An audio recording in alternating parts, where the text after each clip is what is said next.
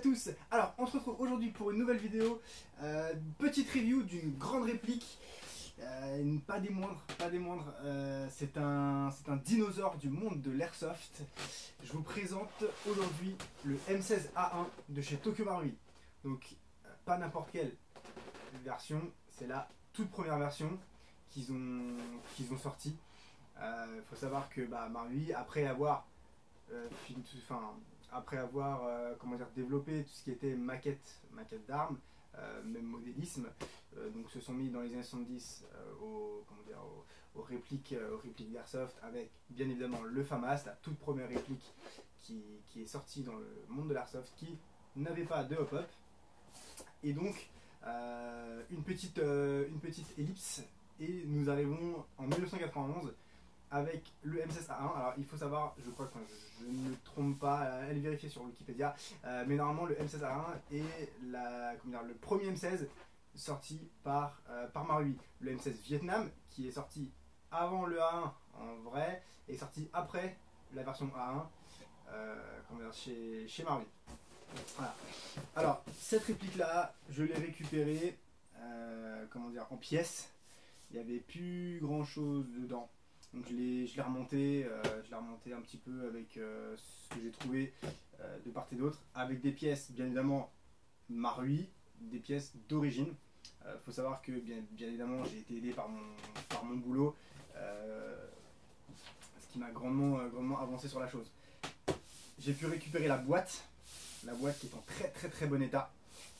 Bon, je vais pas vous faire tout un défilé sur la boîte, mais bon, je pense que vous la voyez assez bien. Alors on peut remarquer un truc plutôt cool que j'ai perdu.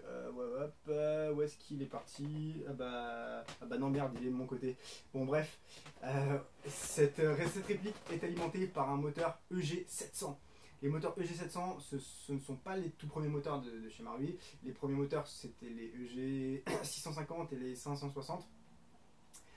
Les 700, c'était la gamme du dessus, donc en 1991 c'était la révolution, quoi, le truc de taré, et puis après est venu le EG1000, les 30000, après les High Torque, etc. Donc pour l'époque, on est sur du très bon moteur, et vous allez voir que il est pas si vieux que ça, le moteur. Du coup, sans plus tarder, je vais vous montrer l'interne. Donc il faut savoir que cette réplique de base était vendue par Cybergun. Et ouais les mecs, alors tous ceux qui sont contre Cyber parce que machin de bidule, du grand-père du fils à la mère a dit que Cyber c'était de la merde parce qu'il a acheté une réplique à 50 balles par son pote d'occasion et que du coup elle marche pas, ouais c'est normal, ok, Cyber c'est de la merde parce que ton pote il sait pas charger une batterie, ok bon ça tu passes. Maintenant, Cybergun, ce sont les premiers à avoir importé en Europe les répliques Marui, donc respect.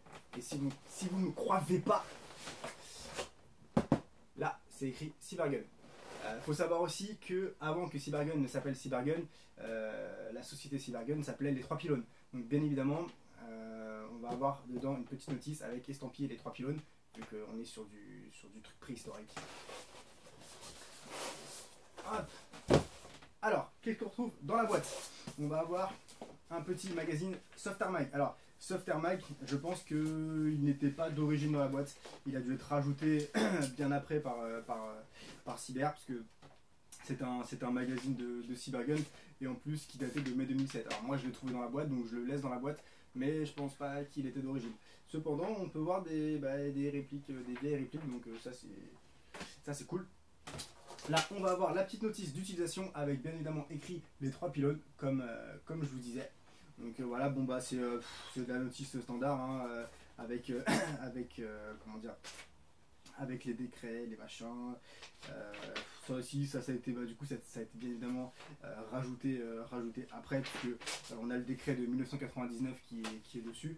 Donc c'est pas parce que la réplique est sortie en 91 que on peut pas avoir le décret de 99, vu que Cybergun ont importé bien plus tard les répliques. Voilà, ça c'est fait, et bien évidemment on va avoir la notice d'origine. Donc ça c'est tip top, trop cool, il y a écrit Tokyo Marui sur le dessus ici, peut-être que je vous fais chier ou que je vous gêne. Donc il vous montre un petit peu tout le système, comment ça fonctionne, comment l'entretenir. Alors bon, j'ai pas compris parce que ils disent d'entretenir en remplissant dans le puits, enfin dans le puits de chargement au niveau du bloc hop-up, ce qu'il faut absolument pas faire parce que ça détériore le canon. Mais bon, voilà, ça c'est encore autre chose. Il montre comment grailler les chargeurs avec une photo d'un chargeur de MP5 aussi. Donc je pense que la notice comment dire, elle est un petit peu standard. Là on va avoir un bout de canon de M16. Là on va avoir une mécanique qui n'est pas celle du M16, vu qu'en plus il y a une photo d'un moteur EG 560. Donc le truc voilà, qui date de Mathusalem. Alors, par contre, ce que je n'ai pas, alors, s'il y a des puristes parmi vous, à vous me dire, mais je sais que moi, dans toutes mes boîtes Marui, parce que je suis un gros fanat de chez Tokyo Marui, il y a bien évidemment une notice, une autre notice avec un petit catalogue, il y a des petites cibles, il y a tout ça, qui est très complet. Maintenant, est-ce que, de base, en 1991, c'était livré comme ça aussi? Je ne sais pas. On va avoir l'emplacement pour la batterie. Bien évidemment, la batterie, chez Marui, elle n'est jamais livrée avec la réplique. L'emplacement pour le chargeur. Donc, on va être sur le chargeur, bien évidemment, Tokyo Marui, que j'ai récupéré aussi, je ne sais où.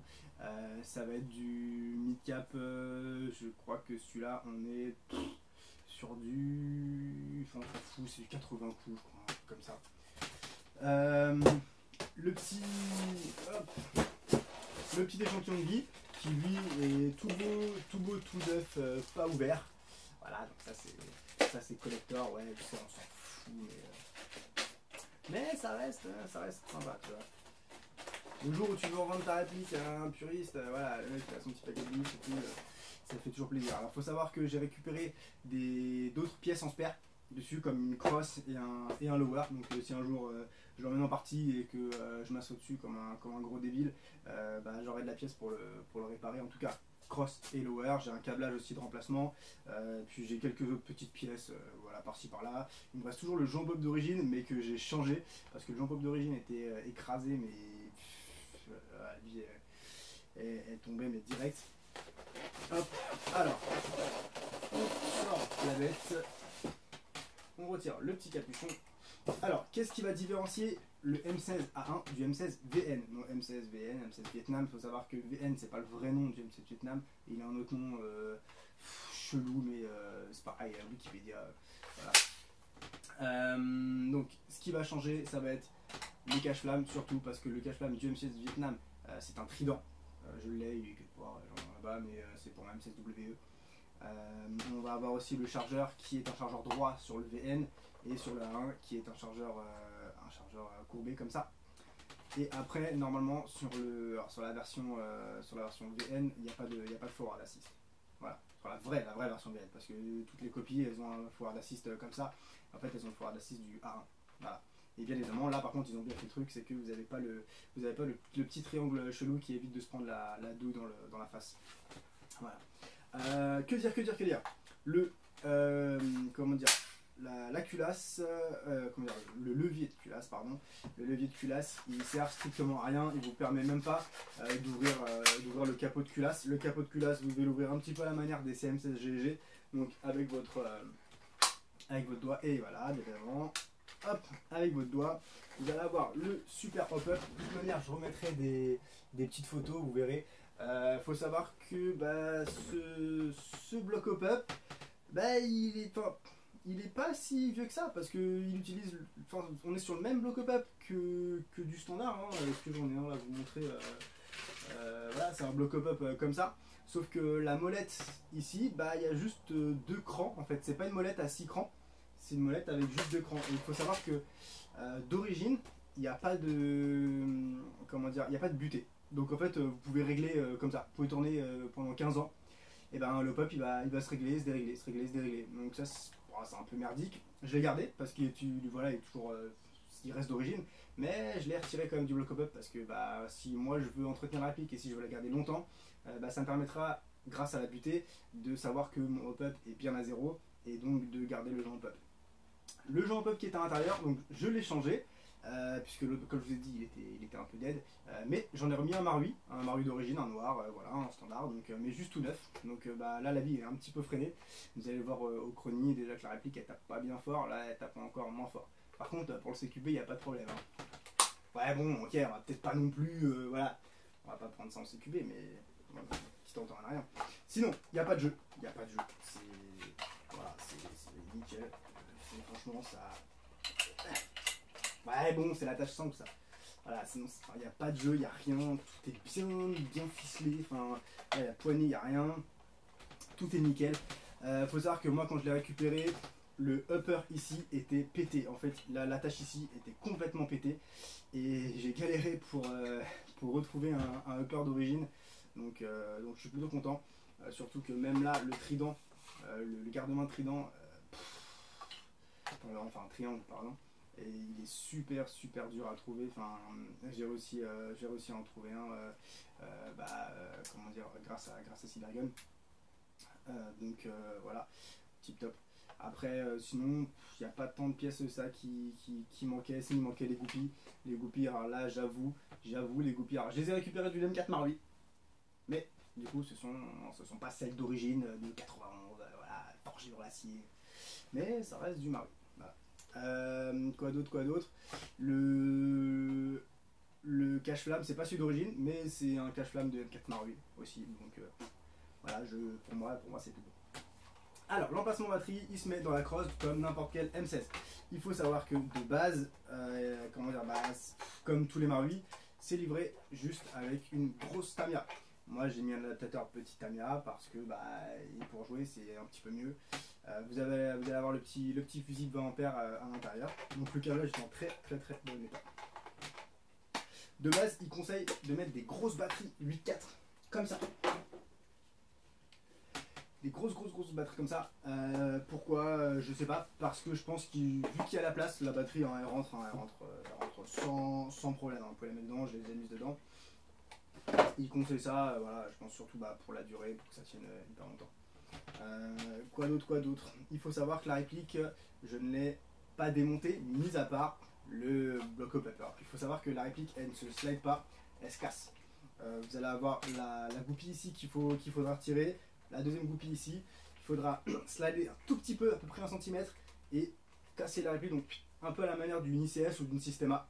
Casser un peu la réplique vers le haut pour continuer à retirer tout ça. Par contre, c'est très dur à retirer, donc je le ferai pas maintenant. Et je l'ai fait une fois, je le referai plus jamais. J'ai fait la vérification du canon, du block up et tout est nickel. Donc ça maintenant c'est fini, j'y touche plus. La réplique, je ne l'ai jamais ouverte. Donc on est sur de la Gearbox V2, bien évidemment. On reste sur du standard. Mais je l'ai pas ouverte. Elle a jamais été ouverte, elle, parce qu'il y a toujours les petits points rouges de sécurité qui vous permettent de bénéficier de la garantie, chez Marui. Voilà, je pense qu'elle est plus garantie. Mais voilà, donc elle n'a jamais été ouverte, donc moi je ne vais pas l'ouvrir. Ça sert à rien, autant la laisser dans son jeu, tant qu'elle fonctionne bien. Voilà, peut-être un jour je l'ouvrirai, mais ça va me demander de réouvrir ça, et ça j'ai pas envie de le faire, c'est trop chiant. C'est trop chiant. Je vais aller vous faire des petits tests de tir vite fait, petits tests chrony, histoire que vous voyez un petit peu ce qu'elle donne.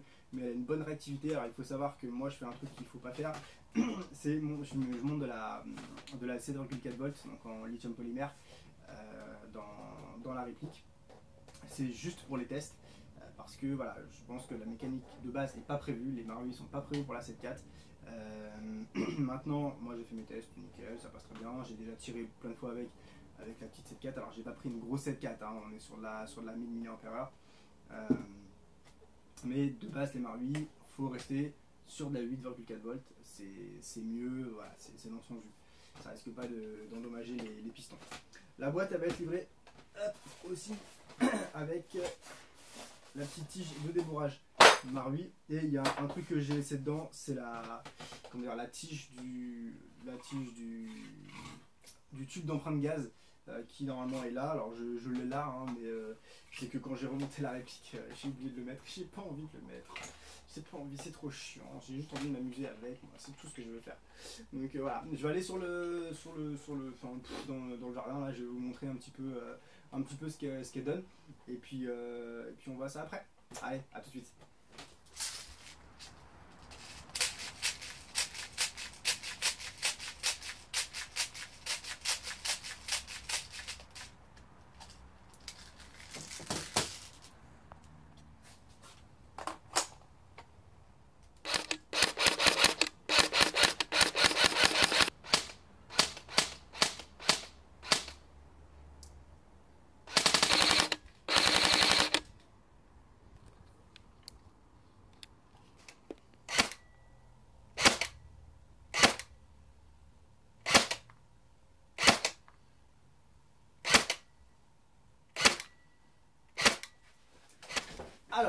voilà, du coup, le petit test de tir, bon, c'était très court, mais il fait pas beau, et quand il fait pas beau, voilà, ça me donne pas envie de sortir, même pour ça.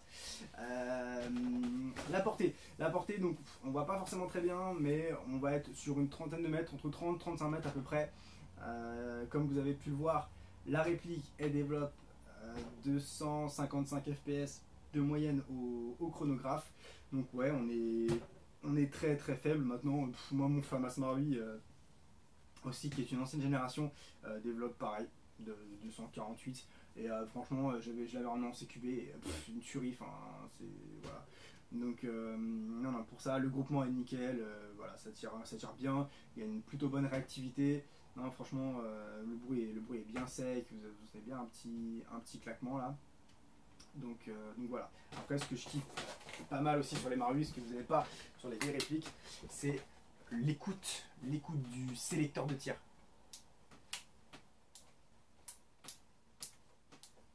La bille est nickel, elle est bien prononcée. Vous avez, ça reste franc, ça se balade pas, il n'y a pas de, voilà, il y a pas de oh mince, ça se barre comme ça.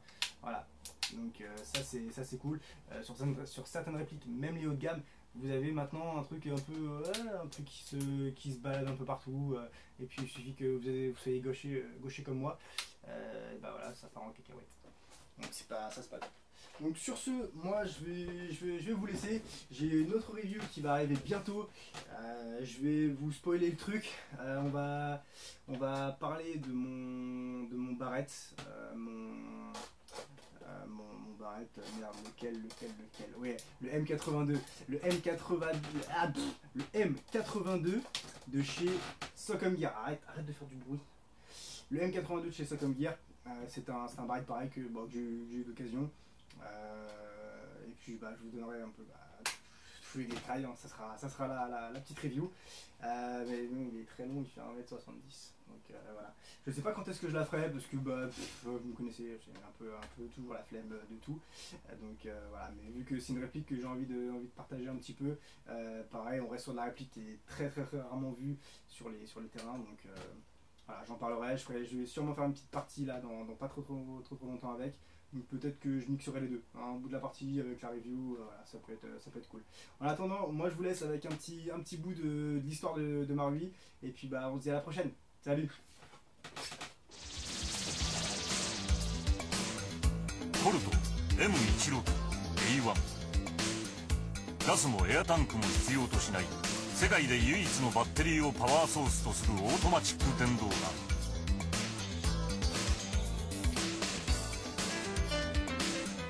サバイバルゲームに革命が起こった